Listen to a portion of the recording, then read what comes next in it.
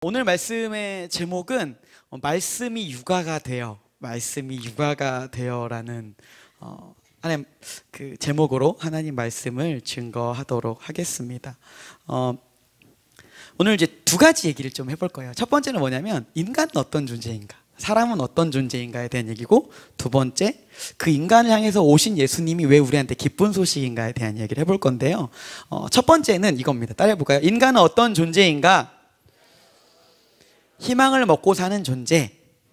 네, 개인적으로 제가 되게 굉장히 애정하는 드라마가 있습니다. 뭐냐면은 예전에 TVN에서 했던 그 응답하라 시리즈를 제가 굉장히 좋아하거든요. 보셨죠? 뭐 응답하라 이렇게 시리즈들 있지 않습니까? 또 이제 슬기로운 뭐 점점점점 이런 거 있죠. 슬기로운 시리즈 되게 좋아해요. 근데 저는 개인적으로 그 중에 베스트를 뽑으라고 하면 저는 응팔 아십니까? 뭐죠? 응답하라 1988. 네. 다들 연기 너무 잘했죠. 너무 잘했고 너무 멋지고 박보검이 너무 멋있잖아요, 일단. 네. 박보검 때 많이 보셨더라고요. 네. 저는 해리 때 봤습니다. 네, 어쨌든. 네. 근데 저는 이 드라마 왜 봤냐면 주제곡이 너무 제 취향이었어요. 아십니까, 혹시? 네. 걱정 말아요, 그대. 네.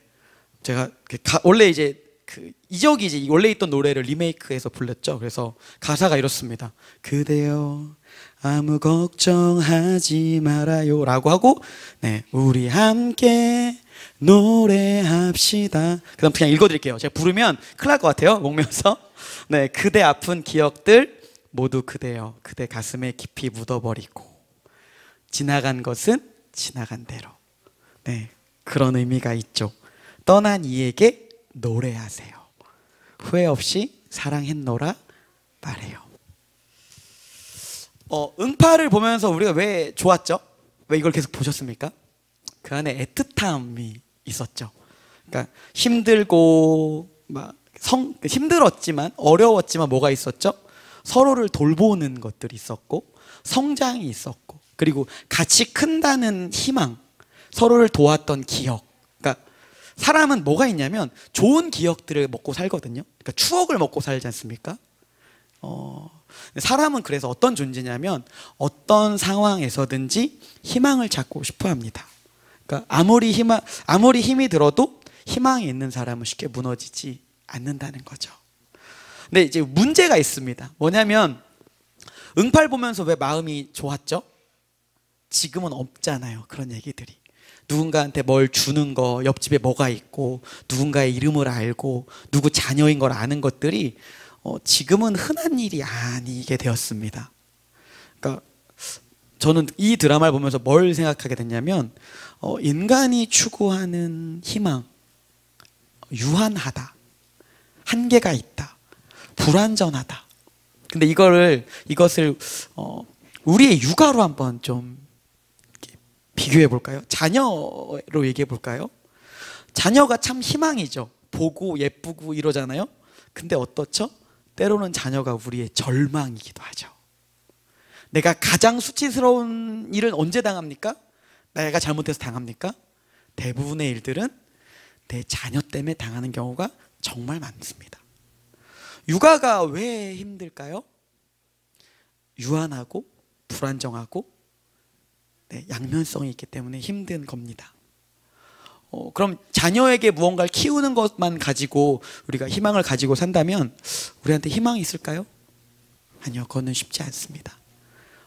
그냥 그건 절망이에요. 왜냐하면 이렇게 움직이니까, 언제든 바뀔 수 있으니까.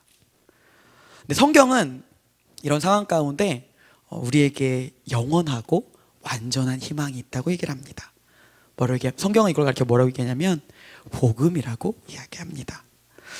오늘 본문은 예수님께서 이 땅에 이렇게 몸을 입고 오신 장면입니다. 근데 그게 성경은 이렇게 얘기하는 거예요. 인간은 희망을 먹고 사는 존재인데 예수님이 이 땅에 몸을 입고 오신 것은 우리의 삶과 우리의 육아의 가장 깊은 소식이다. 완벽한 복음이다 라는 겁니다. 여기서 육아를 이렇게 어린아이 키우는 거라고 생각하시면 안 돼요. 출가한 자녀, 여전히 자녀 결혼하고 손주 낳고 뭐 해도 애틋하시죠. 여전히 육아를 하고 계시는 겁니다. 그럼 이제 이게 왜 우리한테 진짜 기쁜 소식이고 희망인지에 대한 이야기를 두 번째 좀 해보겠습니다. 저를 한번 따라해 볼까요? 이 땅에 오신 예수님이 왜 기쁜 소식인가? 예수님이 우리의 불안 속으로 들어오셨기 때문에. 네, 저를 좀 볼까요? 인생과 여행과 육아의 공통점이 있습니다. 뭐냐면 첫 번째, 예측 불가. 그쵸? 인생도 예측 불가, 여행도 예측 불가, 육아는 진짜 예측 불가. 저 언제가 제일 무섭죠? 애가 조용할 때 뭐 하고 있죠? 사고를 치고 있는 겁니다. 네, 다 공감하시죠? 사고 세게 치죠? 네. 두 번째 특징이 있습니다. 내 마음대로 되지 않는다. 그쵸? 인생이 내 마음대로 됩니까? 안 되죠. 여행이 내 마음대로 됩니까? 안 되죠. 육아가 내 마음대로 됩니까? 지금까지 되신다고 생각하시는 분들은 미리 제가 예언할 수 있습니다. 나중에 크게 안 되는 날이 올 겁니다. 네. 지금은 통제가 되지만 부모가 아이가 힘이 생기는 순간 그 통제 밖을 팡 하고 튀겨나갈 겁니다. 세 번째는 누구와 함께 하느냐. 그게 중요하답니다. 인생은 누구와 함께 하느냐가 제일 중요해요. 인생이 쉽지 않은데 나와 함께 하는 가족과 배우자가 정말 좋으면 어떻게 해요? 이겨내 나가죠. 이겨낼 수 있죠. 두 번째, 여행 어때요? 마음 안 맞는 사람 여행 해보셨습니까? 진짜 곤욕입니다. 세 번째, 육아를 함께 자녀를 키우는데 책임을 떠넘겨요. 뭐 이렇게 여러 가지 이야기 하잖아요. 내 파트너가 육아를 제대로 하지 않는다면, 나도 물론 문제이지만 서로가 서로에게 어떤 존재냐에 따라서, 네, 그게 이렇게 문제가 생긴다는 겁니다. 그러니까 이게 이 세 가지 모두에 공통적으로 경험하는 감정이 있습니다. 뭐냐면 두려움이에요. 왜냐? 예측이 불가능하죠. 내 마음대로 안 되죠. 그리고 내 옆에 있는 사람이 내 편이 되어줬으면 좋겠는데 남의 편이 되죠. 남의 편. 네. 그러니까 그런 일이 벌어질 수 있다라는 겁니다. 그리고 그 상황에서 우리는 뭘 느껴요? 무기력을 느끼죠. 약하고 불안하고 의지할 수 없기 때문에 더더욱 그렇습니다. 육아 어떠세요? 이제 육아할 때 육아 힘듦이 어디에 있습니까? 애기 예쁘죠? 애기 잠깐 보면 너무 예쁘잖아요? 근데 키우는 부모님은 아이가 늘 예쁠까요? 아니요, 아긴 잘 때가 제일 예쁩니다. 네, 그렇죠? 너무 사랑스럽죠? 더 잤으면 좋겠는데 제일 예쁜 아기가 통잠 자는 아기. 네, 부모의 고민은 어디에 있습니까? 100일의 기적은 언제 일어날 것인가? 언제 잘 거냐? 약간 이 얘기죠. 또 하나, 도대체 아이의 젖병 소독은 언제까지 해야 되는 것인가? 그쵸? 그게 참 일이에요. 자, 세 번째, 나는 나로 산 지가 한참 된 거예요. 이제 계속 누군가에게 매여서 누군가의 엄마로 살아야 하는가, 누군가의 아빠로 살아야 하는가. 그게 아이를 키울 때, 어린아기를 키울 때의 이제 힘듦입니다. 근데 어린이집 가면 문제가 해결되나요? 학교 가면 문제가 해결되나요? 어때요? 나쁜 친구는 없는지, 잘 적응할지 노심초사하지 않습니까? 그럼 좀 크면 걱정이 없습니까? 아니죠. 우리 부모님 제일 걱정하시는 게 뭐죠? 우리 자녀가 사람 구실은 하고 살까? 그 고민 되게 많이 하시죠. 다 기도 제목들 보면, 권사님들, 집사님들 기도 제목 보면 우리 아들 결혼하게 해주세요, 우리 아들 직장 보내게 해주세요. 그러니까 기저에 뭐가 깔린 거예요? 내가 없어도 내 자녀가 이 세상을 살았으면 좋겠어요. 네, 그 얘기인 거지 않습니까? 네, 성경은, 예수님은 이런 우리의 노심초사를 알고 계실까요? 알고 계십니다. 오늘 본문이 그 얘기입니다. 제가 오늘 읽었던 본문을 세 번역으로 읽어드릴게요. 한번 들어보십시오. 그 말씀은 육신이 되어 우리 가운데 사셨다. 우리는 그의 영광을 보았다. 그것은 아버지께서 주신 외아들의 영광이었다. 그는 은혜와 진리가 충만하였다. 아멘. 사셨다는 표현에 집중해 보시면 좋을 것 같아요. 뭐냐면 이제 이게 장막이라고 나오잖아요. 우리 안에 장막. 우리 가운데 거한다라는 게 뭐냐면 장막을 얘기하는 겁니다. 텐트. 그러니까 어떤 텐트예요? 그러니까 이 이야기를 들었던 그 당시 사람들은 대번에 이 이야기를 이해했습니다. 왜냐? 하나님이 실제로 우리와 텐트를 치고 살았던 적이 있다는 거예요. 언제죠? 이집트를 나올 때 하나님도 텐트를 치셨죠. 그 텐트 이름이 뭡니까? 성막. 좋은 집 아니에요. 텐트예요. 텐트. 하나님도 우리와 함께 텐트 치셨어요. 그리고 같이 걸어가셨습니다. 그리고 어떻게 하셨습니까? 광야를 같이 걸어가셨다는 겁니다. 근데 광야란 단어를 보면 굉장히 우리가 좀 이렇게 뭔가 거룩해 보이고 뭔가 있어 보이고 약간 분위기 잡는 중2병 같은 단어 느낌으로 올 때가 있지 않습니까? 근데 광야는 그 신구약 성경 모두를 살펴보면 이런 뜻을 가지고 있습니다. 아무것도 없는 곳, 아무것도 보장되지 않는 곳. 훈련을 시킨다고 얘기하는데 앞날이 보장되지 않고 아무것도 없으면 괜찮을까요? 뭐 우리 되게 거창하게 얘기하잖아요. 하나님 나를 훈련시키고 하나님의 음성을 들을 수 있어서 나는 광야에 있으니까 참 감사합니다, 이런 표현 할 수 있을까요? 그런 얘기 하시면 배부른 소리 하는 겁니다. 진짜 인생의 광야를 가면 아무것도 없습니다. 실제로 저는 유대 광야를 가봤는데 보기에 좋아요. 에어컨 틀어놓고 있는 차 안에서 보기는 좋아요. 5분 서 있으면 다시 들어오고 싶습니다. 더 죽을 것 같아요, 진짜. 뭐가 남아있을 겁니까? 비명과 절규가 있는 곳. 그러니까 근데 우리 인생이 어때요? 그런 광야라는 겁니다. 우리 인생길. 근데 보세요. 근데 우리 인생도 그래요. 근데 보통 그럴 때 우리 하나님께 어떻게 합니까? 소리치죠. 진짜 이제 딱 꼭지가 딱 돌면 어떻게 해요? 열이 딱 받으면 삿대질 하지 않습니까? 하나님 앞에서 왜 이러시냐고, 말 좀 하자고 얘기하지 않습니까? 하나님의 뜻이 있겠지라고 말하는 건 굉장히 진짜 아직 살만한 거예요. 죽을 것 같으면 그냥 얘기해요. 소리도 치고 욕도 하고 막 합니다. 근데 또 어떻죠? 상황이 확 바뀌면 또 언제 그랬냐는 듯 우리의 모습은 달라지죠. 근데 이거 뭐랑 비슷한 것 같습니까? 출애굽할 때 우리와 비슷하지, 이스라엘 백성과 비슷하지 않으십니까?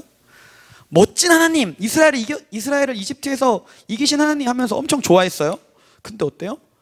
그들의 찬양이 원망으로 바뀌는데 며칠 걸렸습니까? 3일이면 충분합니다. 왜 그랬을까요? 3일은 이집트에서 갖고 온 식량도 있고 먹고 살만하고 물도 있으니까 그런 거예요. 근데 어때요? 딱 떨어졌어요. 그러니까 어떤 일이 벌어집니까? 그때부터 진상을 부리기 시작합니다. 근데 그런 생각 안 드십니까? 자기 기분에 따라서 감정이 지금 요동하는 거예요. 출애굽하는 이스라엘 백성들. 아이 같지 않습니까? 근데 반대로 얘기하면 우리 같지 않습니까? 그러니까 그런 모습에 하나님은 어떻게 대하십니까? 세상의 신들은 어떻게 하냐면 그런 상황이면 쓸모가 없기 때문에 버립니다. 말 잘 듣는 아이만 챙깁니다. 내 편만 챙기는 게 세상의 신이에요.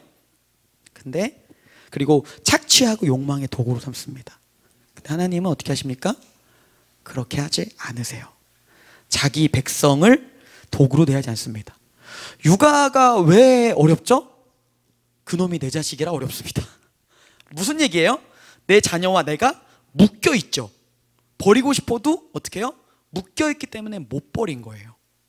근데 그 생각 안 해보셨습니까? 하나님이 우리를 육아한다는 얘기는, 우리 돌본다는 얘기는 하나님이 우리를 육아하는 것처럼 우리와 묶여 계시는 겁니다. 버리고 싶어도 버리지 못하는 거예요. 왜? 사랑으로 묶여 있으니까. 그래서 어떻게 합니까? 하나님은 출애굽기를 통해서 뭘 보여주시냐면 어린 아이와 같은 자신의 백성을 육아하세요. 광야를 통해서 뭘 얘기하는 거예요? 계속 먹을 걸 공급해 주죠. 그게 뭐예요? 젖병소독하는 거랑 똑같습니다. 젖병소독 제대로 안 해주면 어떻게 됩니까? 아이가 이물질을 삼키죠. 한순간도 돌보지 않으면 어떻게 되는 거예요? 아이가 다치고 아프죠. 네. 하나님 광야 가운데 만나와 메추라기 먹였다는 얘기 뭐냐면 하나님 매년 그 40년 내내 육아하신 거예요. 젖병 닦아주고 앉아있는 놈 재우고 달래고. 근데 실제로 하나님 육아를 경험하셨다는 겁니다. 이런 얘기가 어디 나온 줄 아세요? 성경에 나와요. 실제로. 이사야서 46장 3절에 보면은 새번역 버전입니다. 이것도 제가 읽어드릴게요. 잘 들어보세요. 야곱의 집안아, 이스라엘의 집안의 모든 남은 자들아, 내 말을 들어라. 너희가 태어날 때부터 내가 너희를 안고 다녔고 너희가 못해서 나올 때부터 내가 너희를 품고 다녔다. 안고 다녔고 품고 다녔어요. 이 단어 언제 쓰죠? 자녀를 키울 때 쓰죠. 육아할 때 쓰죠. 근데 자녀가 물리적으로 몸을 떠났어도 자녀를 품는 마음은 여전히 있지 않습니까? 네, 우리 안에 그 마음이 여전히 있죠. 여전히 육아하고 있죠. 하나님이 우리 안에 우리를 육아하고 계신다는 겁니다. 근데 이유가 있습니다. 하나님께서 우리한테 육아를 경험하게 하신 이유가 있습니다. 뭐냐면 이거예요. 따라하겠습니다. 내가 자녀를 돌보듯 나를 돌보시는 하나님의 손길을 경험하기 위해. 네, 하나님이 그렇게 하는 거예요. 봤지?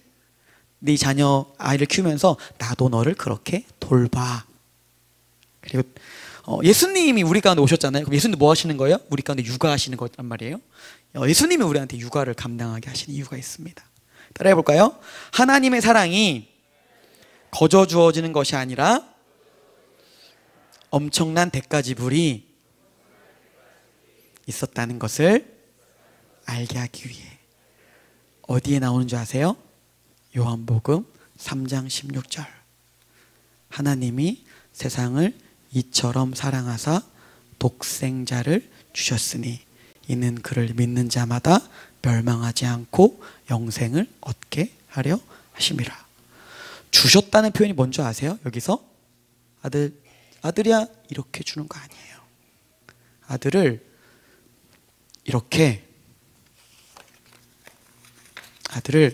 이렇게 주는 거 아니에요. 아들을 우리를 살리기 위해서 아들을 이렇게 던져버린 겁니다. 이 정도 표현이에요. 뭐죠? 완전히 버린 거예요. 완전히 던져버린 거예요. 자식을 사지로 몰아낸 겁니다. 하나님의 육아는 우리가 생각한 것 이상의 고통이에요. 자신의 사랑하는 아들을 이렇게 던져버렸습니다. 완전히 구겨서. 예수 그리스도께서 뭘 하신 겁니까? 우리를 하나님 품에 안기게 하기 위해서 자기는 어떻게 하신 거예요? 자신은 구겨지셨습니다. 그리고 던져버리셨습니다. 던져지셨습니다. 이번 주부터 고난주간이죠? 오늘부터 종려주일. 뭘 묵상하는 거예요? 예수님의 구겨지심. 새벽 예배에 오셔서 뭐 하셔야 되냐면 그 구겨지심이 누구를 위한 것인가에 대한 고민하셔야 됩니다. 그 던져짐이 누구를 위한 것인지 고민하셔야 됩니다. 그리고 기도하시는 겁니다. 예수님 어떻게 하셨습니까? 하나님께서 자신이, 사실은 이게 우리의 모습입니다. 구겨진 우리, 버려진 우리. 근데 어떻게 해요? 우리를 하나님 품으로 살리고 우리를 하나님과 묶이게 하기 위해서 예수님 어떻게 하셨다는 겁니까? 자신은 구겨지고 던져지셨다는 겁니다. 말씀이 육신이 되어 우리 가운데 오셨다는 얘기는 이런 의미입니다. 남녀노소 우리한테 오늘 세례통합을 통해서 우리는 무엇을 그러면은 알아야 될까요? 이겁니다. 우리 모두는 하나님의 육아 속에 있다. 근데 이거는 우리 자녀를 키우는 게 아니라 우리가 누군가를 돌보는 상황이잖아요. 그럼 누군가 돌보고 육아하는 상황을 통해서 깨닫게 하는 겁니다. 뭘 봅니까? 우리의 구원자가 우리를 얼마나 사랑하는지. 구역장님들 어떻게 하시는 거예요? 내 구역원들을 그런 마음으로 돌보시라는 겁니다. 나를 그렇게 사랑했던 것처럼. 선생님들, 자녀들을, 아이들을 그렇게 돌보라는 겁니다. 부모님들 그렇게 돌보라는 겁니다. 교회 중직이신 분들 그렇게 돌보라는 겁니다. 그렇게 모인 사람들, 하나님의 육아를 경험하고 하나님과 같이 같은 마음으로 누군가를 묶어주는 사람들, 예수님을 묶어주는 사람들, 그렇게 모인 곳이 어디입니까? 교회입니다. 여기가 하나님의 꿈이고 여기가 하나님의 육아를 경험하는 곳입니다. 말씀을 정리하겠습니다. 인간은 어떤 존재인가요? 반주 좀 해주시고요. 희망을 먹고 사는 존재라는 겁니다. 이 땅에 오신 예수님은 왜 기쁜 소식이죠? 예수님이 우리의 불안 속에 들어오셨기 때문입니다. 이것을 기억하면서 우리에게 허락하신 육아와 우리 공동체 허락하신 육아를 통해서 복음을 더 깊이 생각한 여러분 되기를 소망합니다. 아멘.